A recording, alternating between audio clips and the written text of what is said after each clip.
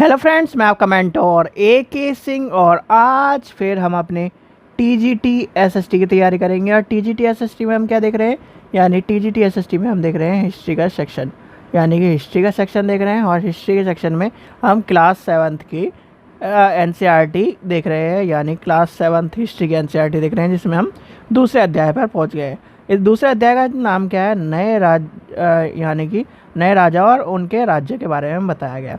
अब राजाओं और राज्य के बारे में जब आती है बात, तो आपको कहीं ना कहीं मैप से ज़्यादा चीज़ें समझ में आती है, पर मैप को लेके चलेंगे तो कहीं ना कहीं आपके कुछ कॉन्सेप्ट आपको समझ में नहीं आएंगे, क्योंकि मैप में यानी कि छोटे रूप में बड़ी चीज़ें दिखाई जाती है, तो इसलिए आपको चीज़ें पढ़नी पड़ती है। जैसे कि आपका गुर्जर प्रतिहार, राष्ट्रकूट, पाल, चोल और ये थे चौहान जो शासक थे, उनके बारे में चैप्टर में, और कहीं ना कहीं मुस्लिम जो शासक थे उनके बारे में आया है।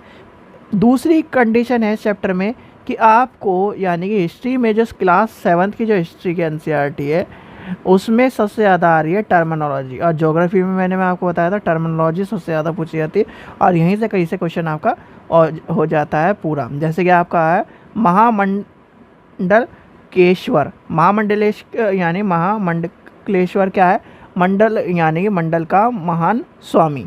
तो आपको पता होना चाहिए पूरे क्या है, पूरे मंडल का यानी महान स्वामी। फिर आता है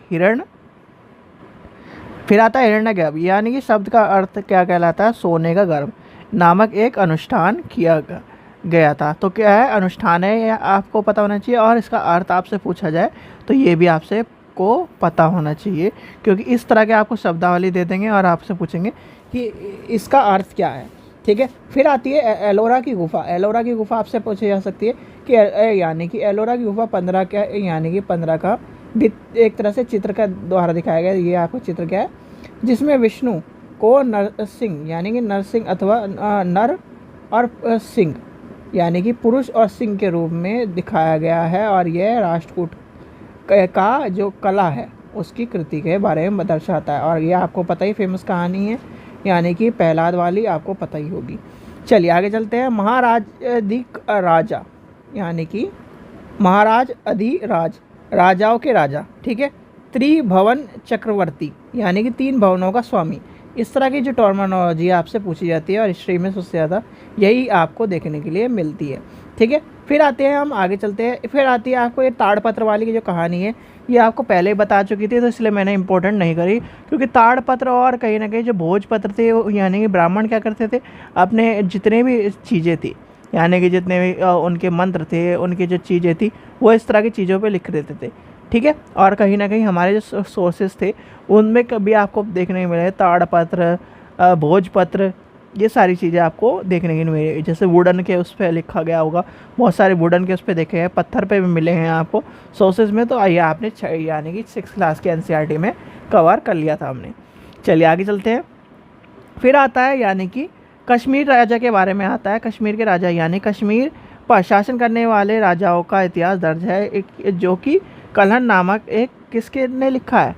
और कल्हण ने क्या लिखा है, तो ये भी आपको पता होना चाहिए। कल्हण के बारे में आपको कहीं ना कहीं, यानी 12वीं शताब्दी में एक बाह्य संस्कृत काव्य की रचना हुई, जिसमें कश्मीर के शासक के बारे में, राजाओं के बारे में इतिहास दर्ज है। और कल्हण नामक एक यानी कि रचनाकार द्वारा रचित की गई थी। कल्हण ने अपनी क्या है, एक तरह से लिखावट में और कहीं ना कहीं सारे राजाओं के कहीं ना कहीं वर्णन किया है, तो आपको पता होना चाहिए। ये क्वेश्चन आपसे पूछा जाता है। तो चलिए आगे चलते हैं और देखते हैं इस चैप्टर में क्या इंपॉर्टेंट है।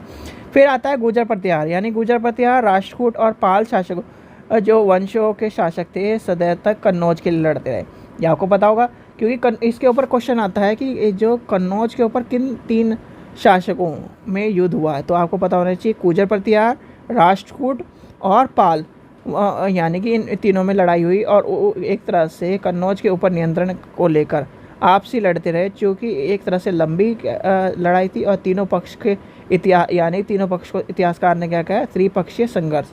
ये क्वेश्चन आपसे पूछा जाएगा, त्रिपक्षीय संघर्ष किससे क्या है, किससे संबंधित है, आपको पता नहीं। गुर्जर प्रतिहार, राष्ट्रकूट और पाल वंश से संबंधित है। क्या है, त्रिपक्षीय संघर्ष। सुल्तान और ये सारी चीज़ आपकी कहीं ना कहीं इंपॉर्टेंट है। टर्मिनोलॉजी इतनी जो आपको नॉर्मली आपको आती नहीं है।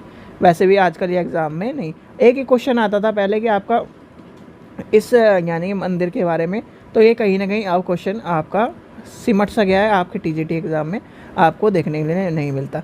एक ये क्वेश्चन आपको देखने को मिलता था मूर्तिकला वाला, ये भी आपको आजकल देखने के लिए नहीं मिल रहा है। तो इसलिए आपको ये जैसे चोल के कांस्य प्रतिमा प्राप्त हुई, तो यानी कांस्य प्रतिमा जो प्राप्त हुई है वो कहाँ से हुई है, इस तरह की चीज़ आपसे पूछी जाती, तो आपको पता होना चाहिए। एक ये वाला क्वेश्चन था यानी कि पानी वाला, सिंचाई वाला, तो सिंचाई वाला क्वेश्चन भी आजकल आना बंद हो गया। तो चलिए फिर आता है यानी कि सम्राटों का प्रशासन। सम्राटों का प्रशासन में प्रशासन किसी प्रकार का संगठन था जो यानी किसानों की बस्तियों जो और कहलाती थी, सिंचाई खेती के साथ बहुत सी समृद्ध हो गई थी। इस तरह के गाँवों के यानी समूह को क्या कहा जाता था। और ये कहानी आपको पता होना चाहिए, कहानी मैंने आपको यानी कि नाडू, ये वाली जो कहानी, और सबसे यानी कि 3 चीज़ याद रख लेना। एक जैसे आपके क्या है, एक पिताजी हैं यानी कि आपके पिताजी, ठीक है। फिर उसके बाद क्या है, आपके दादाजी। 2 चीज़ मतलब आपके पिताजी क्या है, और यानी कि घर के हेड कौन होंगे, आपके दादाजी। फिर उसके यानी कि चलाने वाला कौन है, एक तरह से मान के चलिए आपके पिताजी हैं, ठीक है। ये क्या कर रहे हैं, ये पैसे कमा रहे हैं, ठीक है। और आपकी माताजी कौन है, आपकी माताजी फाइनेंस मिनिस्टर है, ठीक है, फाइनेंस के काम कर रही है। क्योंकि हमारे घर में पिता कौन होते हैं, जैसे पिता का काम क्या होता है, पैसा कमाना। माता का काम क्या होता है, माता का काम होता है उस पैसे को किस तरह से यूटिलाइज़ करना है। यानी कि किसी भी घर में अगर देखा जाए तो पहले भी आज भी जहाँ वर्किंग वूमेन है उसको छोड़कर जो घर का जो यानी कि पिता होगा वो क्या करेगा, पैसे कमा के ला के देगा। वो ये नहीं कहता कि आप अपनी मम्मी से पैसे मांगते होंगे, ना कि अपने पापा से। तो क्या कर रहे हैं, वो मम्मी क्या कर रही है, इतना खर्चा यहाँ लगेगा, इतना खर्चा यहाँ लगेगा, इतने का सामान आएगा, इतने का सामान आएगा। तो वो क्या कर रहे हैं, आपकी माता जी। तो ये क्या कर रहे हैं, फाइनेंस का काम कर रही है, फाइनेंस एक तरह से फाइनेंस मिनिस्टर, और कहीं ना कहीं आपके जो पिताजी हो गए उनको पैसे कमाने का। तो इस चीज़ का ध्यान रखना। फिर आता है यानी कि नाडू और परिवार, फिर क्या समुदाय, फिर आपके गांव, ये सारे भी आपको पता होने चाहिए। तो ये वाला नाडू वाला क्वेश्चन इंपॉर्टेंट है। तो यानी कि ग्राम पार्षद और नाडू न्याय करने के यानी कि कर वसूलने के जैसे प्रशासनिक कार्य करते थे। और ये क्वेश्चन आपका 6ठी में भी आ चुका है, ईवीएस की कक्षा में भी आपका क्वेश्चन पूछा जा चुका है। तो इसलिए इस चीज़ को नोट कर लेना, नाडू वाला क्वेश्चन आपका पूछा जा सकता है। फिर आगे चलते हैं, आगे देखते हैं आगे इंपॉर्टेंट क्या चैप्टर में इसमें, यानी कि आगे इसमें कोई भी इंपॉर्टेंट चीज़ नहीं दी गई, तो इसलिए आपको इस चीज़ का ध्यान रखना है। ये नाडू वाला क्वेश्चन आपको मैंने एक बार आपका जब ज्योग्राफी के सेक्शन में आएगा, ज्योग्राफी बोल रहा हूँ, इकोनॉमिक्स के सेक्शन में आपकी 9th क्लास की, तब भी क्वेश्चन आपको देखने के लिए मिलेगा, तो वहाँ पर भी आपको मैं करवा दूँगा, ठीक है। चलिए, आशा करता हूँ आपको वीडियो पसंद आई हो। वीडियो पसंद आए तो लाइक करें, चैनल को सब्सक्राइब करें, वीडियो को ज़्यादा शेयर करें। Thank you.